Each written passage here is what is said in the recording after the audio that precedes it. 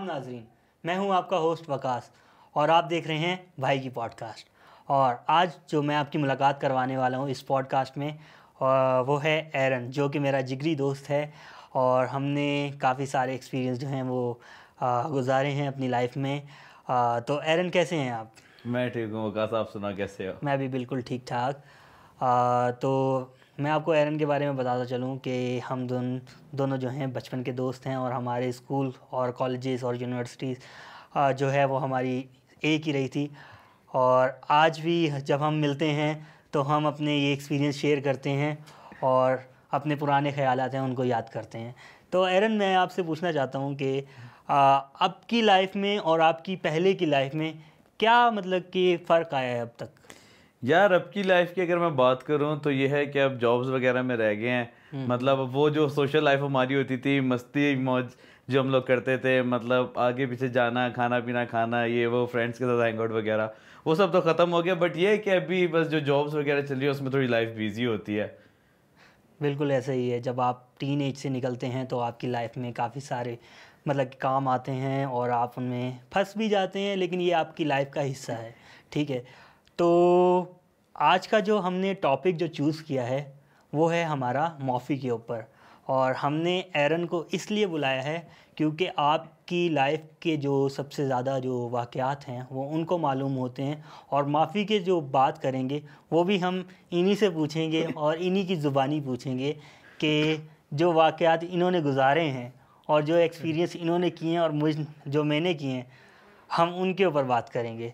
तो एरन, आपको याद तो होगा कि हमने जो सीवीयू पे हरकतें की थी, तो उनके बारे में आप हमारे नाज़रीन को कुछ बताना चाहेंगे तो ये आज तो मौका है। वो वाली बात तो नहीं कर रहे जो हम बाइक पे निकले थे? बिल्कुल, ये वही बात है। वो नाजिर, मैं आप लोगों को बताता हूँ, वो इतने मज़े का एपिक मोमेंट था ना हमारा। मतलब एक तो खाली रोड थी, ऊपर से हम लोग जा रहे हैं।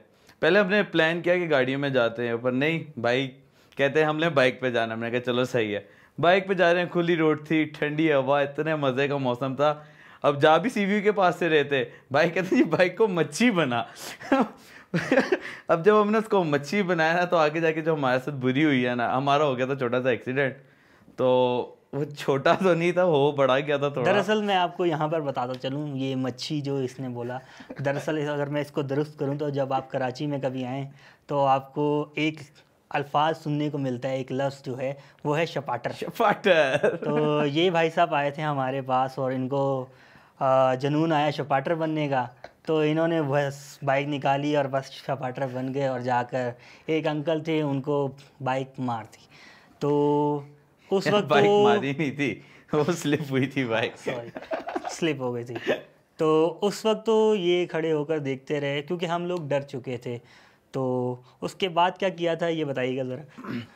हम लोग जब जा रहे थे बाइक पे ना, हमें बिल्कुल आइडिया नहीं था क्योंकि अंधेरा था वहाँ पे। हम लोग सुकून से अपना जा रहे, बाइक को जिगजैग कर रहे थे। तो एकदम से ना अंकल सामने से, उनको बचाने लगे थे हम लोग, मगर ये कि वो एकदम से बाइक स्लिप हुआ। अब हम दोनों गिरे। जो उसमें फनी मोमेंट ये था कि मैं इसको देखूँ, ये मुझे देख के हंस रहा, मैं इसको देख के हंस रहा।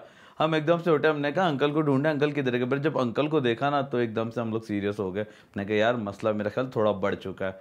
तो एक दूसरे को देखे, फिर हमें समझ नहीं आई थी भी ये कि हम लोगों ने उनको उठाया, उनको हॉस्पिटल वगैरह ले गए, उनकी पट्टी वगैरह की, उनको चोट लगी थी। चोट हमें भी लगी थी, हम अपनी दर्दें तो भूल गए थे उस टाइम पे। बट ये है कि वहाँ पे जाके उनको पट्टी वगैरह करे, उसके बाद फिर हम घर चले गए थे। बिल्कुल ऐसा ही हुआ। अच्छा, एक बात यहाँ पर मैं आपसे करना चाहूँगा कि जब भी आप कभी इस तरह का वाक़या देखें या हादसा हो आपके साथ, तो आपको सबसे पहला जो काम करना है वो उस बंदे को उठाना है, उसको हॉस्पिटल लेके जाना है। वहाँ पे हमारी नादानी थी, हम थे भी बच्चे उस वक्त, टीन एज में होते हैं, आपको कुछ समझ नहीं आती, हक्के बक्के रह जाते हैं। तो जब कभी आपके साथ ऐसा हो तो आपको सबसे पहले जो है उस बंदे को उठाना है, उसको लेके जाना है, ताकि वो आपको याद रखे। और आपके दिल में जो गिल्ट होता है ना कि वहाँ पे बहुत कुछ हो सकता था, हम छोड़ के भी जा सकते, लेकिन हमारी जो दिल में गिल्ट होता है वो हमारे दिमाग में भी रहता और दिल में भी रहता।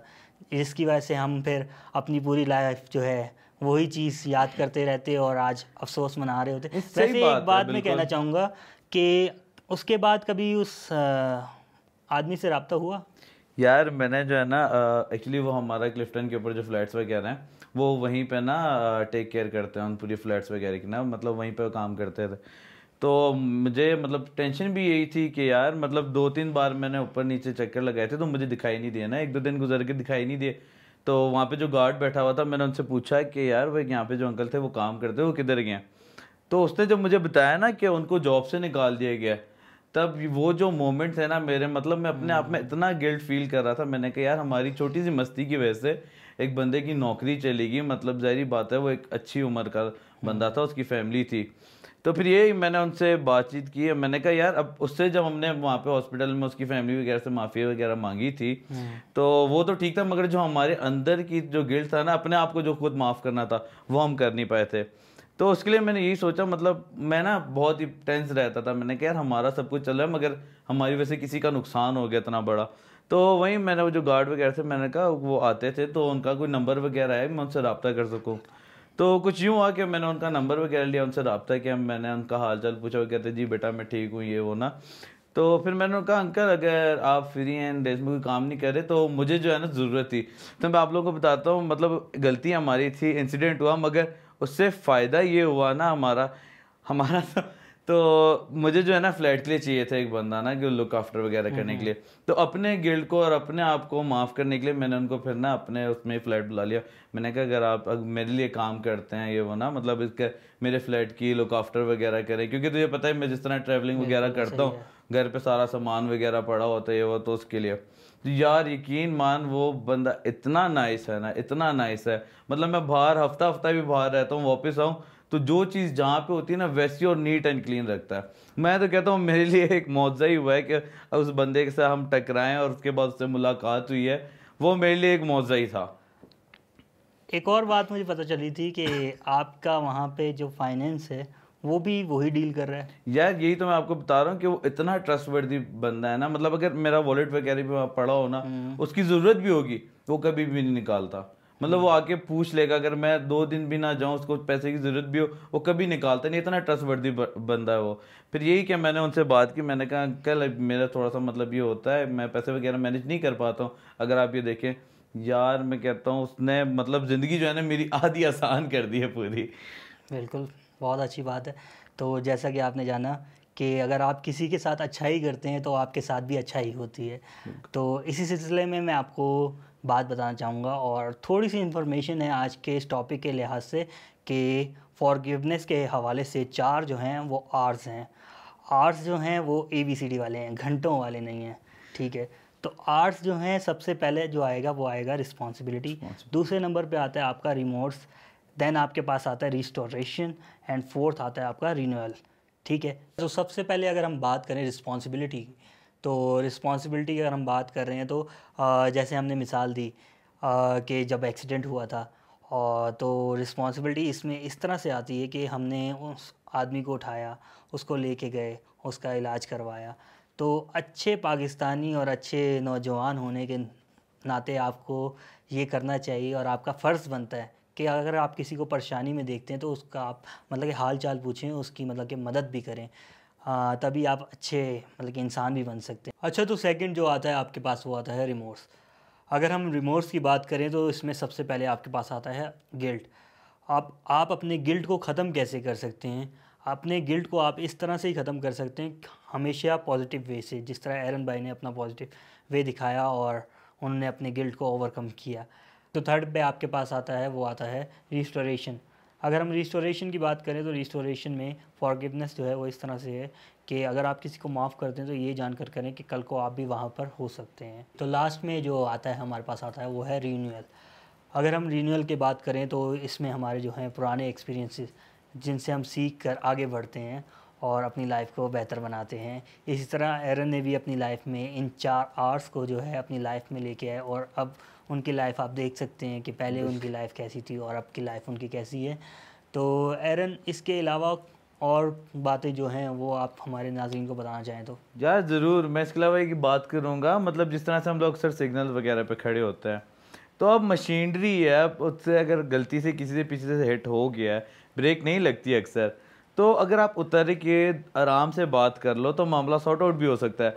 आपने लाजमी लड़ना है, क्योंकि मैंने सिग्नल्स पे देखा है यार मशीनें नहीं रुकती, अक्सर टायर स्लिप हो जाता है या ब्रेक फेल हो जाती है या कोई ओवर स्पीड में आता है, नहीं लगती। तो अगर उतर के बातचीत कर लें मेरा ख्याल तो मामला सॉर्ट आउट हो जाता है, उसमें लड़ने की कोई वजह नहीं है।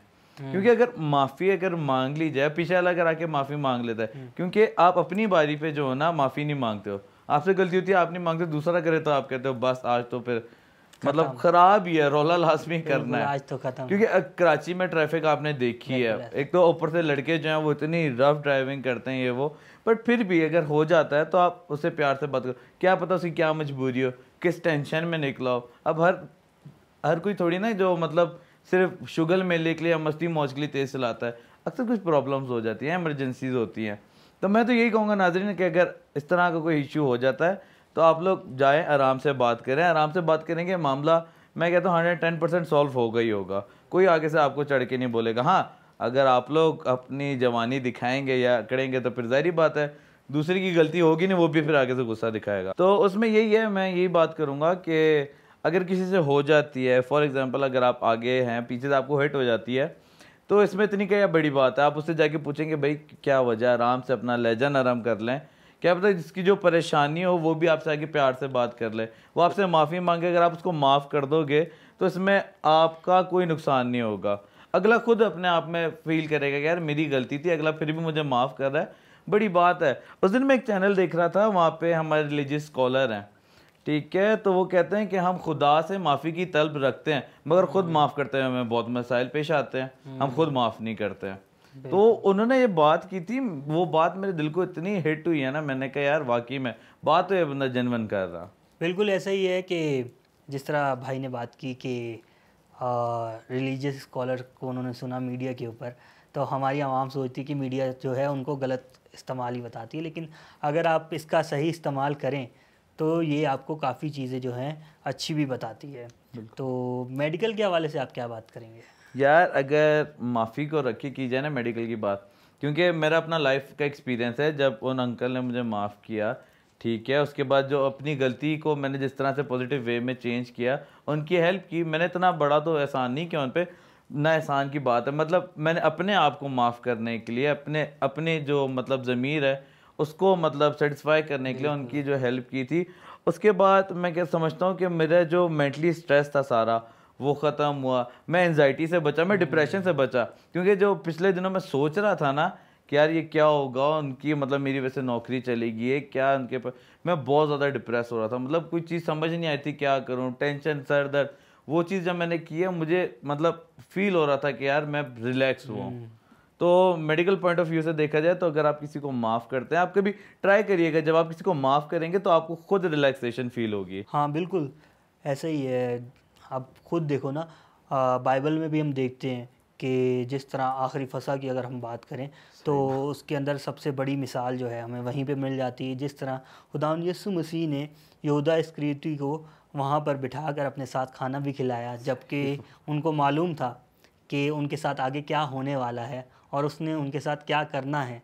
और जब ये वाक़या हुआ इसके बाद आप देखते हो सलीब का मंज़र देखते हैं, तो उसके ऊपर भी आप यही चीज़ देखते हैं कि जो सिपाही थे और वो फ़कीह फरीसी जितने भी थे सब उसके ऊपर जुल्म व सितम हो रहा था, और उसके ऊपर भी सलीब पे सिर्फ एक ही बात कही गई कि ऐ बाप इनको माफ़ कर, क्योंकि ये नहीं जानते कि ये क्या करते हैं। क्योंकि बड़ी मिसाल सबसे बड़ी हमें जो मिलती है वो यही है, और मैं कहता हूँ कि हमें अपनी लाइफ में माफ़ी को लाजमी लाना चाहिए, और फॉरगिवनेस जो है वो बहुत लाजमी है आपकी मेंटल हेल्थ के लिए भी और आपकी रूहानी ज़िंदगी के लिए भी। यार मतलब अगर आप किसी से माफ़ी मांग लो, मैं कहता हूँ कि जो बड़ी मतलब प्रॉब्लम आने वाली होती है या कोई अगर आपकी लड़ाई वगैरह होने लगे, कुछ भी होने लगे, माफ़ी अगर आप मांग लो, आपकी मैं कहता हूँ इज्जत में कमी नहीं आएगी। बिल्कुल ऐसा मतलब दूसरे की नज़र में इज्जत बढ़ेगी कि यार इसने अपने आप को कमतर दिखाया, इसने अपनी गलती को एक्सेप्ट किया। ठीक है, अगर आपकी गलती नहीं भी, आप देख रहे हो कि यार गलती नहीं भी है, दूसरा कोई कर रहा है इस तरह से, तो आप उसको मतलब इग्नोर करने के लिए, उस चीज़ को ख़त्म करने के लिए एक तो अपनी जान बचाओ, ठीक है, और उसके बाद दूसरों का जो मसला उसको बचाओ। आप अगर छोटी सी अगर ये छोटा सा वर्ड इस्तेमाल कर लो, सॉरी कर लो या माफ़ी मांग लो, मैं कहता हूँ आपकी इज्जत कम नहीं होती, आपकी इज्जत बढ़ती है। बिल्कुल ऐसा ही है, और माफ़ी जो है वो आपको सुकून तो दे रही है, और कोई भी इससे छोटा या बड़ा तो होता नहीं है। तो नाजरीन आज हमने सीखा दूसरों से माफ़ी मांगना, खुद को माफ़ करना और खुदा से माफ़ी मांगना। तो बातों का सिलसिला तो ऐसे ही चलता रहेगा। तब तक हम चाय पी के आते हैं और अपनी यादों को ताज़ा करेंगे अपने ढाबे पे। अपने ढाबे पे। तब तक के लिए आप अपना ख्याल रखिए और भाई के पॉडकास्ट के लिए ये मैं इंतज़ार बोलूँगा हम फिर मिलेंगे एक नए एपिसोड के साथ भाई के पॉडकास्ट पे। भाई के पॉडकास्ट में।